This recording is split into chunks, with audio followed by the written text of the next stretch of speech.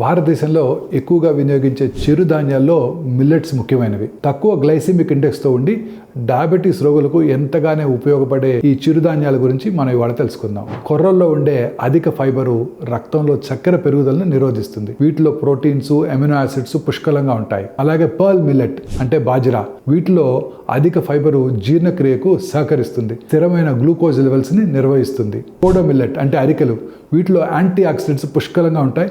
Inflammation తగ్గించడానికి, గుండె ఆరోగ్యాన్ని మెరుగుపరచడానికి కూడా ఇవి చాలా ఉపయోగకరంగా ఉంటాయి.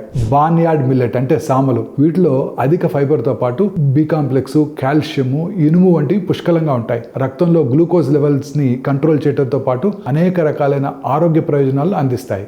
సామలు అంటే లిటిల్ మిల్లెట్స్, వీటిలో ప్రోటీన్స్, అమినో యాసిడ్స్ పుష్కలంగా ఉంటాయి. ఇవి రైస్ లేదా వీటికి మంచి ప్రత్యామ్నాయం.